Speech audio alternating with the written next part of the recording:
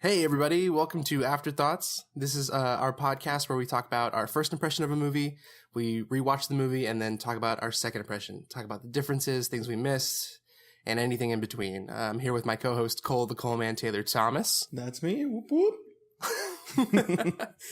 All right, let's get into it. This week, our movie is Suicide Squad. Suicide? Yeah, Suicide Squad. Yeah, so we watched it just came out, right? It was like last weekend. This is the second weekend, so we watched it twice in a week. Yep, but right. I spaced mine out pretty far, my viewings. Yeah, I did too. Saturday and then good. Next Friday. Because I was not excited to see it again after the first time. Me either, so. With that, let's dive right into it. What was your first impression of the Suicide Squad? Well, unlike the majority of people out there, I was not expecting much from this movie in the first place. No. And it totally was right where I thought it would be. I did not enjoy it. There are so many things wrong with it. I enjoyed it a little bit. There were some fun parts that first time around. So I can't say I completely didn't enjoy it, but overall it was kind of just a mess on the screen. Whew. What about you? Sure. Well, I remember sitting in the movie theater the first time and I was just like, ugh. Like I just had a long list of things I didn't like. But then by the end of it, I was like, well, it's not that bad. I'm fine with it. It's not a good movie, but it's not terrible. Yeah. And in terms of the DC world, this being the third DC movie, it's the best one. Wow. What are you trying to say about DC? I don't understand. Not DC in general. This universe. Yeah. Man of Steel, Batman v Superman, and this is the best one of the three. But don't worry, we still have two more to look forward to, right? Woo! Woo! Good. I hated that opening sequence. That first, like, it's not even the opening sequence. It's like that first chunk of the movie before they start their mission it's just so broken to me. Oh, it is. I hate, like, one thing specifically, you know this, I should have to explain it to our listeners. The title card drove me insane both times. Yeah. Because it just comes out of nowhere and it doesn't signify anything. We haven't even like introduced all of the Suicide Squad members. It was just Deadshot, Harley Quinn, and then Amanda Waller's like voiceover narration, and then bam, title card. It drove me. I love a good title card. Yeah, I know. Visual title drop. It's one of my favorite things. If you do it really well, I like them when it's been like 10 minutes of the movie and then you finally see it. It always gets me excited. I like it when it's well utilized. It's like a good stamp of this movie's gonna be awesome. But this was like, I felt like they had to re-edit the movie and that just stayed where it was originally, and they just were like, that's fine there, it's whatever, let's move on. Just put it there, just right there. That's a good spot. Whatever. Just we need to move on. And in that first chunk of the movie, there's like 17 music drops. Like, what is that? Yeah. It's like there's a new song every 2 seconds, and they're so they stick out so bad. That's kind of drove me crazy throughout the whole movie. I feel like that's true. So many, yeah. And it just like I was trying to think of like what about Guardians of the Galaxy and their use of the movie is so much better than this movie's use of it. I mean, I feel like this is DC's like Guardians of the Galaxy, so let's be real. It is. And Guardians of the Galaxy didn't start with like a 20-minute info dump at the top, you know? Yeah. Like, you learn the characters as you see them do things in the present day. Like, that's far more interesting than up top, here's everything you need to know. And I just, like, this is not as well executed as that. And the music in Guardians of the Galaxy, I feel like, only ever enhances stuff. Like, if you were to strip the music away from Guardians, it still would be a good movie. Not as fun, you know, it wouldn't have as much style, but it would still work.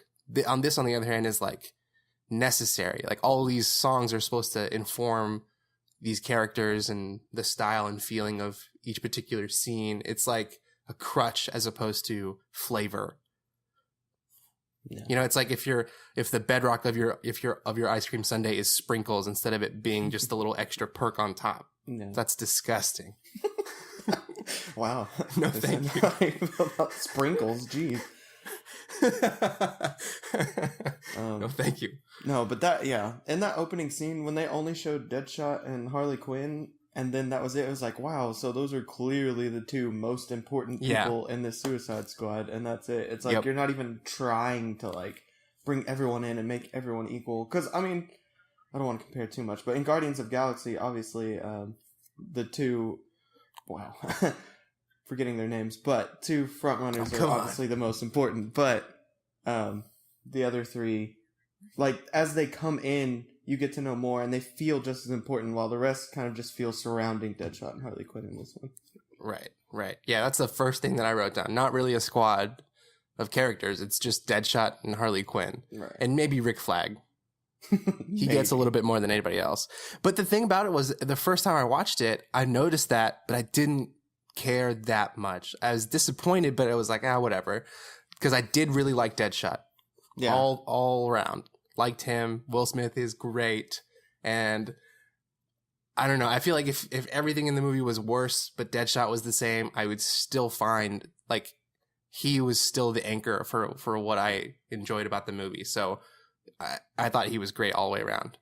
So them two or them three being sort of the main ones, I was pretty much okay with it by the end of the movie.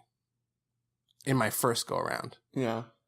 I don't know. I thought I like Deadshot by himself, but interacting with other people, sometimes it felt kind of weird to me. I don't know why, but just him like talking to others, I don't know. It kind of didn't feel. I usually feel chemistry, I guess, but it didn't really feel that much chemistry between him and everyone, I guess. Sure. So that kind of took away from me. But there's no sense of like a group chemistry, right? And even between him and Harley Quinn, which are kind of like supposed to be the two like main go-to, like together, we're best buds. I don't know. It kind of didn't feel it. Yeah, their sort of like quote unquote bond felt really forced to me. I don't know. I can't understand why in my mind those two are as close as they are. Right. Like, so maybe they have some sort of a prison relationship, but we never see that. So to just start them off where they get started off is like, I don't know why he has such a fondness for her. I mean, I do like what they do with it. I like that he sort of has a conscience about her, and he misses when he shoots it or whatever. Like, I like all those beats, but it just felt real constructed and not super organic. Yeah.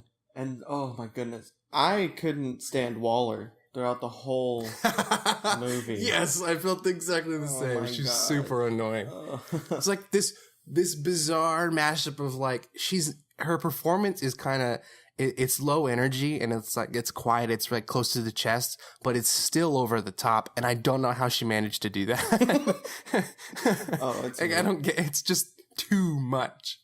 And I don't think it's all her fault. I mean, I definitely think some of it's her fault, but this writing was just so as well. Like, some of the lines she would deliver, I was like, how can you say that entire line in that amount of time? Like, when they're sitting at the table eating, and she's like, one of the things I'm so good at is getting people to turn against their national security of America for the sake of themselves instead of others, and I'm going to keep talking and saying this really ridiculously long line. And I was like, oh my gosh. I knew exactly what you were talking about right when you started. It's just a mouthful of exposition, and it's ridiculous. Like, everything about that table scene right after they introduced Deadshot and Harley Quinn was like, oh my gosh. Everything they're saying, I hear some of them have abilities. Yes, they're metahumans. Oh my gosh. Most ridiculous thing I've ever heard. Yeah, it was all very, just really convoluted. Like, I feel like this movie in the DC universe is just forced, you know? Like, nobody was asking for this. This isn't the third step in building your universe. You have 1.5 heroes so far. You have Superman and you have Batman, and then you start with your villains. It like doesn't make sense as a stepping stone to the Justice League. It's just kind of like, here's another thing we can do. Let's try to figure out and do it real quick. Yeah. But I did love seeing Batman. Yeah. Batman in the movie, every time I saw him was awesome. It was like he was being Batman. He was doing his thing. And it was like, yes, this is really cool. Actually doing Batman stuff. I wrote down, it was awesome to see Batman Batmaning. So, yes, this is awesome. And he didn't use a gun. He actually like didn't, his first instinct wasn't to murder everyone around him. You know, he's like arresting people. This is great. I'm just so glad he's back to grappling hooking around. I don't think he did that much in Christopher Nolan. In this one, he's doing it all the time, and I love it. Yeah, it was great. I really enjoyed seeing Batman, and the Flash was cool to see too. Yeah, I thought that was fun. That was cool. Sweet. Yeah, there are little moments like that. I think there are little pockets throughout the film where there are some fun beats, and it wasn't like a chore so much as Batman v Superman was to sit through this movie. Yeah, especially because it's more. They at least tried to be more fun, and it paid off sometimes. While Batman v Superman was more serious. And this does have its own personality. It's distinctly different from those two movies. Mm-hmm. And I feel like those Batman v Superman and Man of Steel are just like these offshoots of what Christopher Nolan did. Whereas this is like, it's sort of a breath of fresh air in the terms of this universe. Like it is its own thing. It's very comic booky. It's got its own personality and it's different. So that to me helped me really enjoy it. I thought it was really refreshing in terms of the DC universe. Yeah, that's definitely true. What did you think of the Joker? Unlike most people that I've talked to, at least, I really enjoyed Joker and Harley Quinn. Interesting. I know. I don't know why. I mean, obviously, compared to Heath Ledger, it's not really fair. It was always going to be hard to be the next Joker, so you have to take that into consideration for him even taking this job. But the things I didn't like the most seemed more of the creative design behind it. Like, I didn't like him just being a gangster that's, like, just doing stuff. Like, obviously, Heath Ledger Joker is, like, just chaos for chaos sakes because he believes in anarchy and not in the system, while this Joker is just kind of like a gangbanger, like, top of the mob and things like that.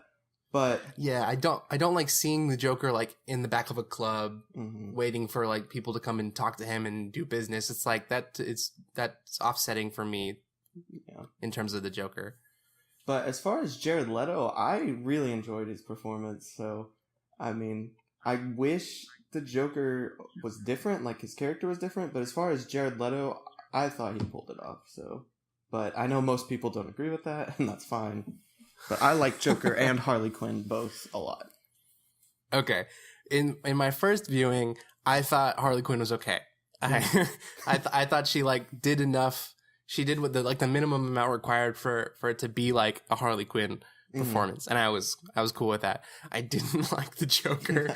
And maybe it isn't fair. Maybe because I just can't get Heath out of my head. But I don't know, something about like the cadence of his delivery, and I just feel like maybe he was over the top just a little bit, and I just felt like he was trying so hard to both be this character, the Joker, and be distinctly different from Heath Ledger. Like I felt like it on some level they were just trying too many different kinds of things with him, and I just felt it as a performance instead of like seeing the Joker on screen. I just couldn't get Jared Leto out of my mind. I just kept seeing him being the Joker instead of just the Joker. That's true. But at the same time, like I want to see what he does with it, and I definitely want to see more Harley Quinn and more Joker. I want to see them interact together, and I want to see them separately. Because I think that's another thing. He was barely in the movie, so you really didn't get to see him that much. So I don't really know what he's doing or anything. So I think seeing him more will be the real defining factor. Because I just saw him so little, and I was like, well, based on the little bit I've seen, I've enjoyed him. But if he gets a lot more time in the movie, it might change. Yeah. There were little things about him that I really enjoyed, and that would make me think if we saw more of him, I would like him more. Because there was like little things like when he at the end when he comes to rescue Harley, and he's got a SWAT like outfit on just like everybody else, but his says the Joker on it. Mm-hmm. It's like, that's great. Like it's just a little tiny thing, but I was like, that's such a Joker thing to do. Right. Like to find time to get that made and to have it on his vest is great. or like it's such a Joker thing to do. It's great. And then when they break into the lab and they do that little like, you know, gift basket explosion in the face thing. Yeah. This is all, that's like classic Joker stuff. I felt like in those two scenes I was like, I feel like I'm watching the animated Batman, like, you know, like from the animated series. I'm watching Mark Hamill's Joker, which is like, I think for our generation is sort of the definitive Joker, even right alongside Heath. And I like that he wore a suit a lot. Like on the helicopter, he was wearing a full suit while shooting, like, I think an AK. And I was like, that's hilarious. Yeah. So I guess, so there's also more antagonists in the movie. How do you feel about the villains? The villain, who's the villain? The Enchantress, I guess. Amanda Waller, kind of. We already talked about Amanda Waller. She's the worst, but yeah, she's the worst. Enchantress, I don't know. She wasn't very compelling in my opinion. So something that I didn't catch at all in the first time, and I'll talk about it more in our second opinions. But like, I kind of wish we didn't see as much of the Enchantress as we did. Like, I think the fact that we tracked her for as much as we did sort of hurts the movie. Yeah, for me, the Enchantress and her brother were like the worst parts of the movie for me. Sure. I hated every bit of that. Like, I don't know. Everything about just anything involving them was just like, ugh. And when we finally see because I don't think they serve the movie well as villains. Yeah. So it was like it was like a chore to watch them do whatever they were going to do. And at the end, when she's doing that like weird dancing thing, I was like, this just feels so weird. This is not how I expected this fight to go. I don't know. It was just so strange. I agree. Yeah, just like overall, the movie like wasn't as sharp as I wanted it to be, because it does sound sort of, this premise I think is interesting, but if it's the kind of thing that's tricky. And that's why it would be interesting, because it sounds like a hard thing to pull off. So if you did it, it's satisfying, it's rewarding, but it just wasn't as sharp here as I think it needed to be. Yeah. So, But all that stuff we said, I think still like made it enough to where I was just kind of like, okay, that's what that is. Yeah. It was fine. Yeah, it just bugs me that she's sitting there trying to convince them that the Suicide Squad's worth it, and immediately it isn't worth it. Immediately this girl turns against them who's in the Suicide Squad. And now and their mission isn't to stop it, it's to go save Waller. It's like, what is the point? The reason you said you wanted to bring this crew together was if Superman wanted to blow up in the White House, take the president. What would this squad ever do to Superman ever? Who in this squad could stop him if you won't even send them against the Enchantress? Very good point. Just adds to how convoluted this idea is. As a film and as an idea within this world. It's not a good idea. It was never a good idea. Okay, but on that note, do you have anything else on your first opinion? Because I have something that relates to that that I discovered in my second. No, I think that covers my first opinion. Okay. So I guess I was so caught up in sort of digesting this movie on the first run that I didn't really catch this into the second one. But I feel like the thing that makes this movie feel so disjointed is there's this weird. They ride the fence of like, what are we gonna tell the audience and what are we not gonna tell the audience? Whereas like the Suicide Squad knows nothing, and I feel like we would have been better served if we could relate to the Suicide Squad in that we didn't know anything, and we were in the same boat as them, and things were unraveling as they unraveled for them. So, like we see the Enchantress do all of her stuff, and the Suicide Squad doesn't. Yeah. So as the audience, we know what's going on, but they don't. But as the audience, we don't know that they're saving Amanda Waller until they save her. And so in that moment, when Amanda Waller comes out, or when Will Smith figures out it's her, I get to relate with Will Smith's character in that moment and think, oh, they're just saving her, and I'm just as bummed out as they are. And it's a good moment where the audience member can relate to the characters. Whereas like it would be awesome if we didn't know what Enchantress was up to and we figured it out with the Suicide Squad. Does that make sense? Yeah. And so it just seemed like really inconsistent to me that there were things they were going to decide to share and things they weren't. Like, we get most of their backstories, but we save Diablo's till the end. You know what I mean? Yeah. It's like it seemed weird to me what they decided to withhold and share. And I think all of that could have been revisited and cleaned up in a way that better served the villains and the Suicide Squad. Yeah, that's definitely true. And that was like my main takeaway from the second one. Yeah. My main takeaway, as I wrote down, I just put hated it. There's also that. And I feel so bad, but it was, because I really didn't hate it the first time I saw it, but the second time it was like, nothing much changed for me. It was just like, I'm watching this again.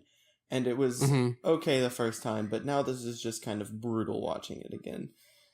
And and I tried, but one thing I did is I tried to pick up on things I missed the first time. Like, for example, I didn't actually, I guess because I just wasn't paying attention, I just assumed naturally, okay, they put this squad together to fight something like Superman. Something like Superman is destroying Midway City. Oh, we're going to send the Suicide Squad to go in and fight it.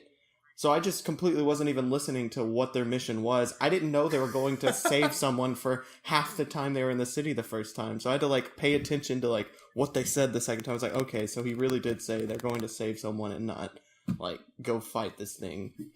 Do they not trust them to fight this huge thing? Clear. Why is it so why is it so top secret? I don't understand. You put this team together to fight big things like this. Why are they not immediately going to fight it? Yeah, it's not, the plot is not super clear, and it's a little frustrating to sit through it. But another thing that I really took away in the second viewing was, I didn't care so much the first time around that it wasn't very much of a squad. It was just Deadshot and Harley. I was in for that ride. But the second time I was like, well, dang, I do want them to be a squad. And I was definitely more upset that it wasn't. I thought Diablo was cool and everything he did was pretty fun. Mm-hmm. And I really liked Boomerang. I thought he was really funny the second time around. I really enjoyed it. And I want more of him. I wanted him to be more than just comic relief. But he's only there for jokes, and it's crazy. He also, character's name is Captain Boomerang. He throws 3 boomerangs. Why are you ever fighting hand to hand? You should always be just chucking boomerangs. Throw boomerangs around. They're flying around the room.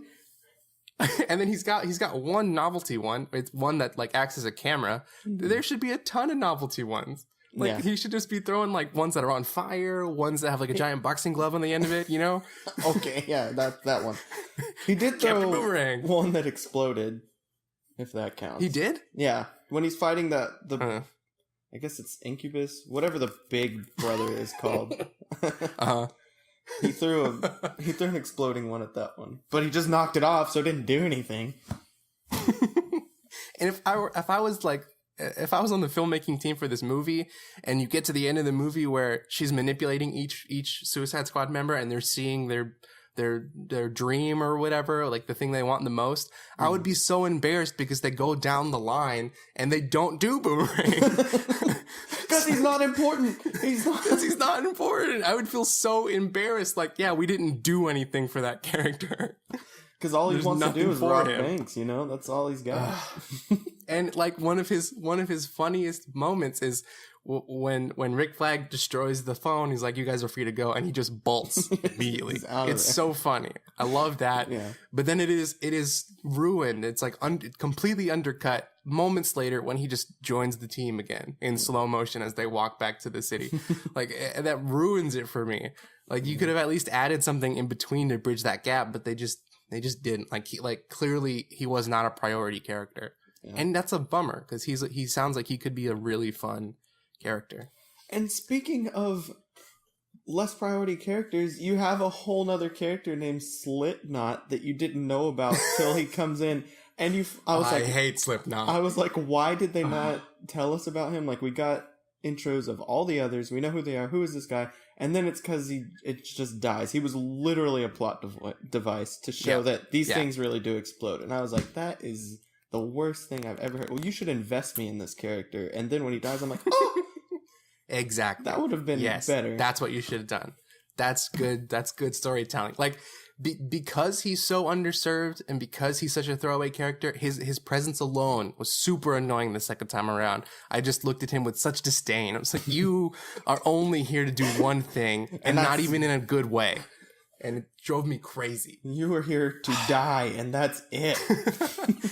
His little one-line introduction is not even delivered on screen. Rick Flag says it, and it's just like a VO thing as he walks out of the car. Oh, here's the guy that can climb anything. What? Okay, great. And then he just dies.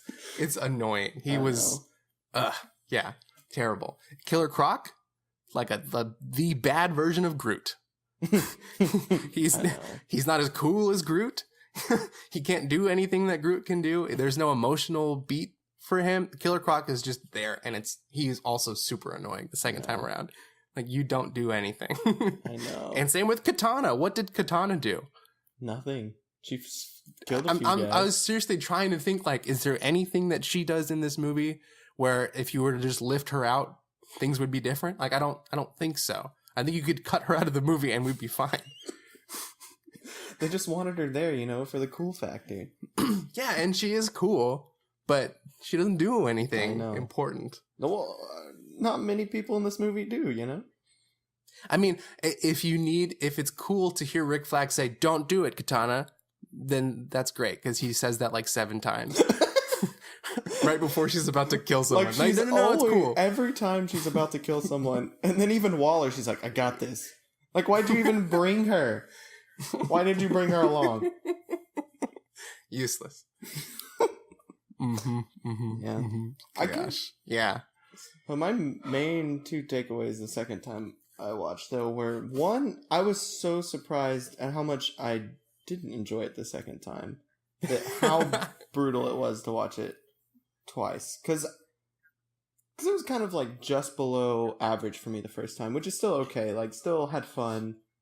But the second time, I was just like, ugh. And I guess it was also, I watched it really late at night last night, so that also probably played a factor. I was like falling asleep at points just because I was so tired. But I was also, I don't know. Just something about that second time was just grueling, like, to get to the end. My big takeaway from the second one was just what I talked about. Like, it really just made me want them to be a squad more so than the first one. Like, I was more disappointed the second time around because of how much I noticed that it's just the Harley Quinn and Deadshot show. Yeah. And that's a bummer. Because it's not, like, unheard of to do a movie like this. You know, I mean, we talk about Guardians of the Galaxy, but even, like, the Avengers, which might not be a fair comparison, but there is a way to do it where you like establish an ensemble, and you make it work. Like, that's something that we can do now. So it shouldn't be this disjointed. Yeah, it should be much better. And then my next takeaway that I thought after was just that I thought it was strange to follow Batman vs Superman with this movie. Kind of what we touched on earlier, that it's so different and has a different feel, and then you're going right into your villains, but also that Batman vs Superman was so much about, like, what is good? We're both good guys fighting each other. What is really good here? What is the right thing to do? And then you have this movie that's full of quote-unquote bad guys doing a good thing, and then you barely touch on that. Like, Harley Quinn is going around, like, bashing, like, glass, and is like, we're bad guys. It's what we do. And, like, you don't touch on any of those big subjects that you brought up, like, last film. And I get it's a different one, and it has a different feel, but I just feel like there's an opportunity to at least kind of touch on it. Because I know this one's supposed to be a little more fun, a little more just like, it's a fun, cool movie. But at the same time, because they touched on it a little bit with Deadshot, like, kind of redeeming himself. But, I don't know. I kind of wish they did it a little more, since they tried so hard in the last one to do it. Yeah, I agree. I definitely wanted more of that. Or just, like, it was so annoying to hear them refer to themselves as bad guys like every 5 minutes.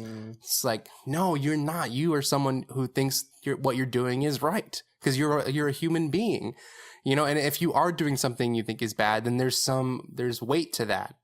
Whereas these characters are weightless, and they're just going up, like just doing their thing. And yeah, I want there to be more weight to why they're doing the things that they're doing and dive into those character things. That was something I picked up on the second time around for Harley. It was like that one little moment she gets where there's like true emotion. She's sitting on the stairwell and she's thinking back to the chemical bath with the Joker, and she comes out of it and she has that scene with Deadshot, and she says at the end of it, she says textbook sociopath, you know, when he says that he can't experience love.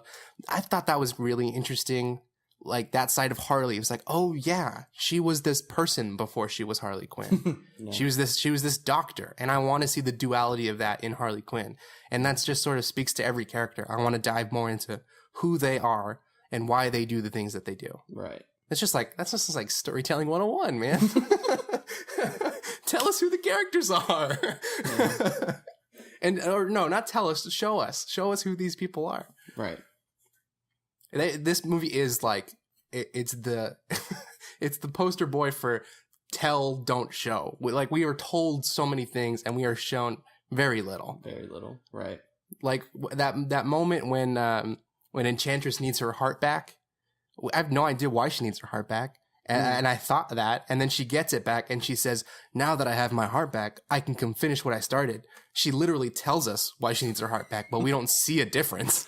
Also, why did she not have her heart in the first place? If her heart was where she was when June found her, why didn't she take it with her?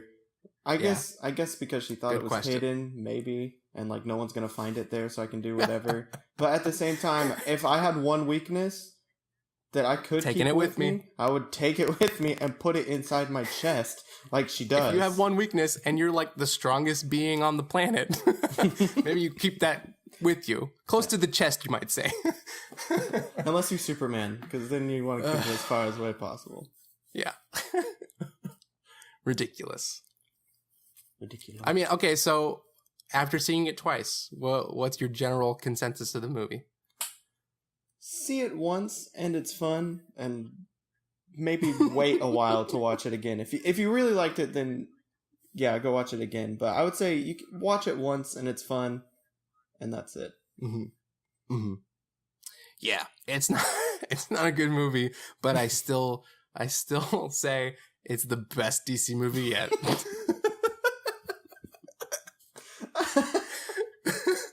Oh, that's so sad. That's the most depressing part for me. Yeah. I just wish, I dream that we could have something in the DC universe to match Marvel right now, but we just don't. Maybe someday.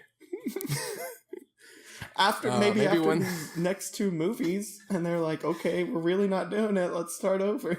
Maybe. Let's start over. They could just retcon the whole thing. You know, the Flash can time travel. So just establish the Justice League in that terrible movie, and then have him time travel back, and we'll start over. We'll start all over. Okay, so should we move on to our topic? Let's move on. Okay, how do I phrase this topic? So it's creative versus commerce. Creative decisions that films need to make versus commercial studio decisions about having these films make money, and how I think there's a big stigma out there that studios interfere a lot and sort of more often than not ruin movies. But I think there's a lot more to it, and most of the times they need to go hand in hand. So I've got a fun list of like examples of each one of these different variations, and so I figured we would just read through them and talk through them. Let's do it. All right, so here's an example of bad studio interference, and I think it's universally agreed upon. Spider-Man 3. So the studio really wanted Venom. They wanted the third movie in this franchise to be even bigger than the second one, which was massive, both critically and box office wise. So they wanted to add Venom, and Sam Raimi, the director, did not want Venom at all. He wanted to do his story about Sandman and about the New Goblin, and I think that stuff is really interesting. If it had more time in the movie to develop, that would have been great. But forcing Venom into a movie that the director didn't want to do, and that's what happened. It became this unfocused, overstuffed, terrible movie. And it's such a bummer. And there's rumors that like Sam Raimi hated Venom so much, that's why the character dies at the end of the movie. So he's like, fine, I'll do Venom, but then I'm going to kill him, so you can't do anything else with it. No. So you can never make me bring him back. Which is a bummer. He's dead. No, I don't... it's interesting, because... So I was pretty young when I first saw the first Spider-Man, and I always wanted Venom. Venom was my favorite villain, and I think that resonates with a lot of Spider-Man fans. So I think about the third movie, it was maybe time to at least introduce Venom. You could keep him around. He's one of Spider-Man's favorite ones, but I do think it was. But I guess it's true. If it's the director's movie, you've hired him, it should be his creative design and not the studio's. And yeah, they stuffed way too much in that movie. They should have just let him do what he wanted to do, get his characters out there. You can always say Venom, especially if this one's critically acclaimed. You get taken a ton of revenue and make another movie. But yeah, I don't think they should have stuffed that much into the movie. Even if I'm biased towards Venom, would have still preferred a better movie over stuffing and killing my favorite villain for no reason and destroying him as a character. Yep. Okay, so that's actually the only one I have for that example. We can move on to a good studio interference, which I think is far more interesting. It's interesting to me when the studio can like make a good call and improve a movie. Yeah. So I have a couple good examples. It was the studio that handpicked Brad Pitt for Fight Club. Okay. As far as I'm concerned, which is like that's a fantastic decision, and it makes total sense on every level. He was a big name. He's going to bring a lot of people to this movie, even though he didn't. And Fight Club underperformed. But it makes sense, you know. They would think that, yeah, we got to get a good name actor in there to bring people in, and someone who can also, you know, knock it out of the park. So I think that was a phenomenal studio interference decision. Like, Brad Pitt's a great choice for Fight Club. Yeah. And now although I bet David Fincher wanted him too, because Fight Club was after 7, right? Yeah, that's true. Yeah, so that makes sense all around. Yeah. And I mean, now it's got a huge cult following, and he did great. And even, it was just interesting to see him there, because, spoiler alert, in case you haven't seen Fight Club for whatever crazy reason, Brad Pitt isn't real. And like, so his imagined version is like this cut, like ripped dude, but then they make fun of ripped dudes in the movie. And it's just so interesting that how his mind works. And so that's just another interesting concept that they picked this like really built guy for this character that they then turn around and use kind of hypocritically. Yeah.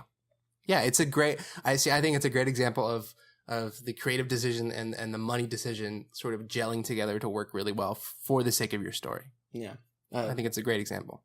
Definitely a buy.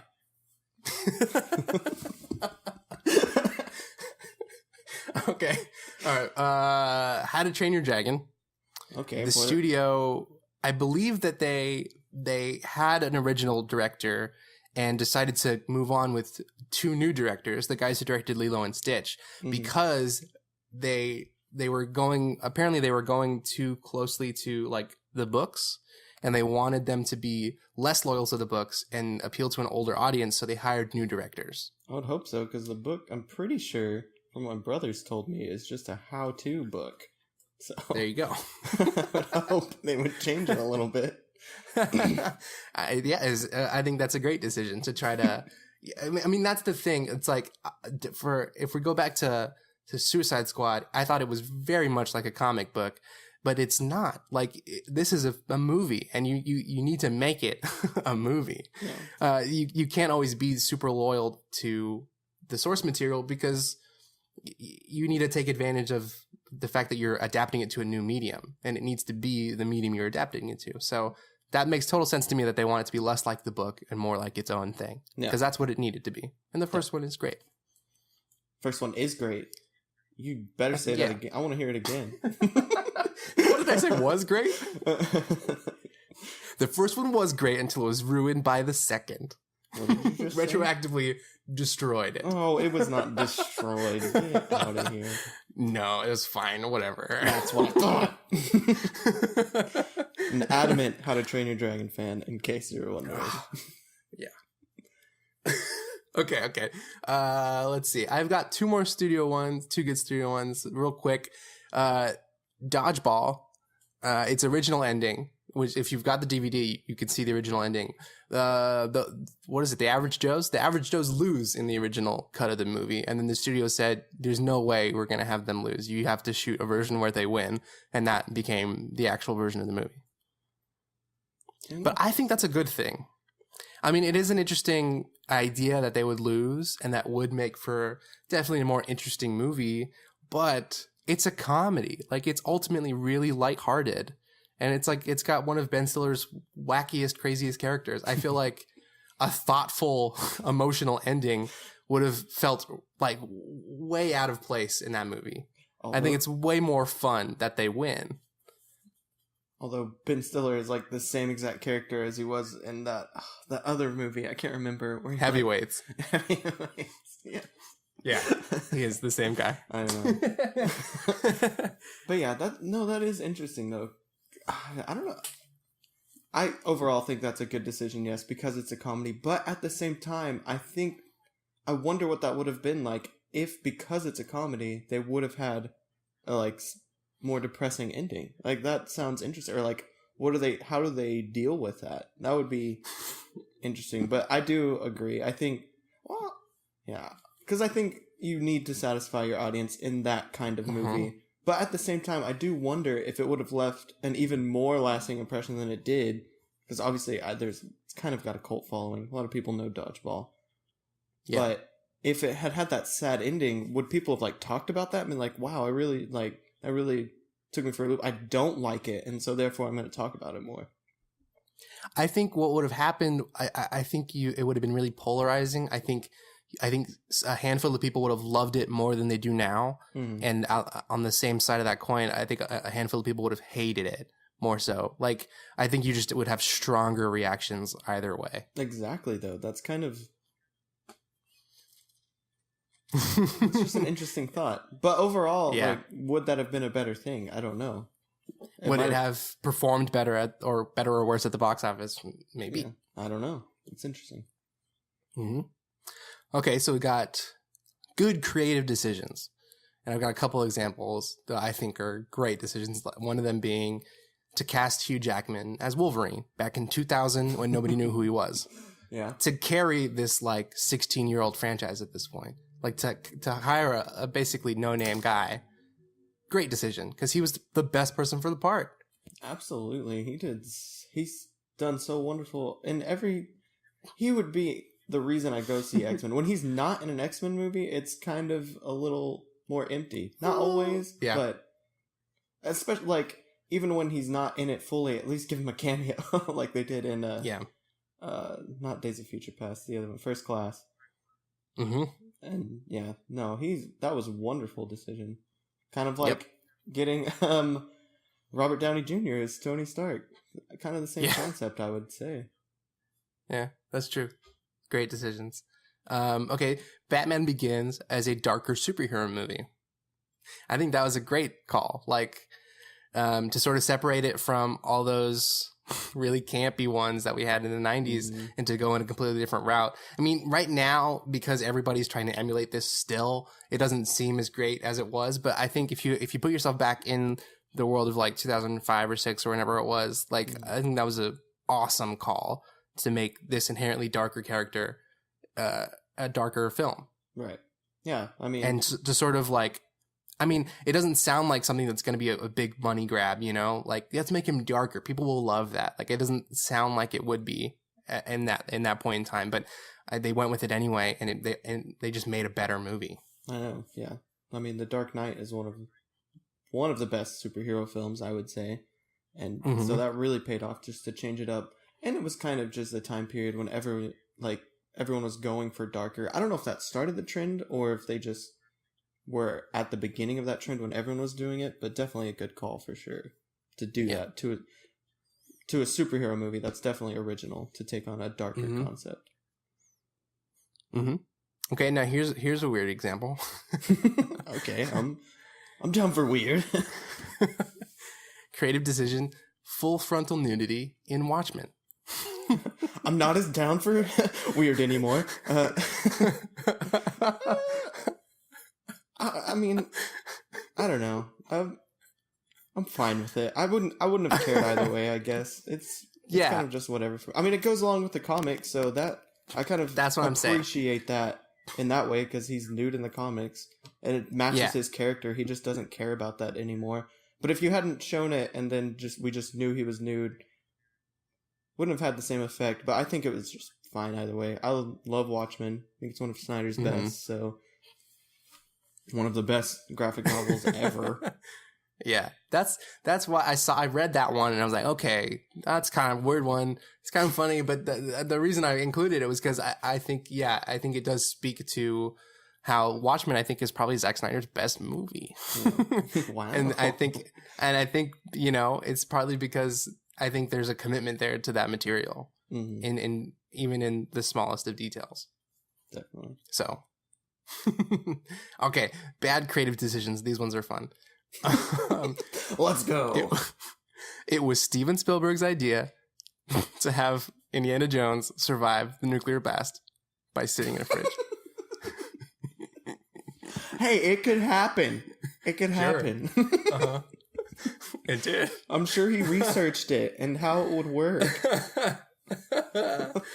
Okay, there's that one. The second one is it was Cameron Crowe's idea to have Emma Stone be cast as a half Chinese, half Hawaiian girl in Aloha, which got like a ton of flack because she's like the whitest girl and she's a great actress, but that doesn't work, man. Oh, that's great. Okay, and then the final one we can talk about for sure, the Star Wars prequels. The perfect example of when somebody has complete creative control and little to no studio interference. It's golden. Have you not watched them? He just could do whatever he wanted, and that's what he did. That's exactly what he did. So I think some like, whether it's a studio or not, if you're doing something creative and you get too close to it, it's the best thing in the world to have fresh eyes come in and tell you, just give you notes. Like that's a great thing in your creative process. And to have none of that, terrible idea. As shown by at least episodes 1 and 2. So, okay, to bring it back to Suicide Squad, do you think that there were like, did it seem like there were like studio decisions that hurt this movie or creative decisions that hurt this movie? Because the thing that popped up in my head was like, okay, we got Will Smith and we got Margot Robbie. Those are the biggest names in the movie, so they're going to be the biggest characters in the movie, which I think ultimately hurts the movie. You know, it's like a commercial decision to put the biggest names up front. Yeah, and where I think the creative decision should have been to make it an ensemble. Yeah, and not only are they at the front, they're it. That's like we said earlier. They are the squad. It's just them two surrounded by other people around them, not on the same level as them. Yeah. And from a marketing standpoint, to put the Joker's face on every single poster, but to have him not be a main character in any way, I think that's a commercial decision that didn't pay off. Yeah. Well, I guess it means how you want it to pay off. As in, I'm sure that brought a ton of people to the movie. Yeah. But at the same time, probably hurt them long term because now people are disappointed. So I guess it just depends on how you look at it. And I think I have no authority in this area to speak to it, but to me, it seems as though the Marvel Cinematic Universe does not solely exist to make money for Marvel. Like, it seems like they really want to tell these stories with all these really great characters that they've had under their belts for decades. You know, they want to pay respect to these great characters. Whereas on the DC side of things, it doesn't inherently feel like they just want to make as much money as possible. Like, I don't know. Maybe that's uncalled for. The only reason I can say that it might be the studio, because at the same time, Marvel is Marvel Studios now, and so they're running their own thing. They have their characters. This is still like Warner Bros. It's not DC all on its own with its characters. So I can see Warner Bros. Wanting to rake in money while others, and I don't want to just say that either. I mean, I have no idea. But just because they're less attached to the characters as, say, someone who wrote DC or something, they're going to be more looking into making money than someone from the DC side who would want to do the characters justice. And I don't want to say Warner Brothers completely doesn't want to do these characters justice, but I can totally see that. If DC had their own studio and just a creative design overall, it would be at least more fluid, just like Marvel. Yeah, I think that's the missing piece, and I think a lot of people have said this already. Like, they don't have a Kevin Feige like Marvel does, who's like the executive producer on every one of these movies, or he might just be a producer. To have someone sort of leading the charge, I think, is a really valuable thing, and they have that now. But I think Suicide Squad was way too far in development to be saved by that. So hopefully, now that they have two guys that are leading the charge, it'll pan out. Yeah. We'll see. We'll see. Are you gonna watch Wonder Woman? I think that's the next DC one. I have no idea. I'm sure I'll have to, especially if we're still doing this podcast by then. Why wouldn't we go see it? Exactly. I'm more excited. I'm trying to think, like, for myself personally, how many of these movies are going to have to come out before I just give up on them? Never give up. I'm not going to see that. Never surrender. Oh, man. Well. All right. Well, that's the end of our topic. That's it. So, listeners out there, thanks for listening. If you want to tell us your thoughts on Suicide Squad, you can tweet at us. I'm at Joshua Kazemi. Coleman's at Cole Tailored. Yep. Right? Yep. So let us know what you thought about Suicide Squad. Let us know if you've got any fun stories about studio interference or creative decisions that didn't go well or whatever. You can, tweet us your thoughts about the podcast, anything. We want to hear whatever it is you have to say. Just tweet at us, leave us a review, all that good stuff. All right. Thanks for listening. We will see y'all next week. See y'all.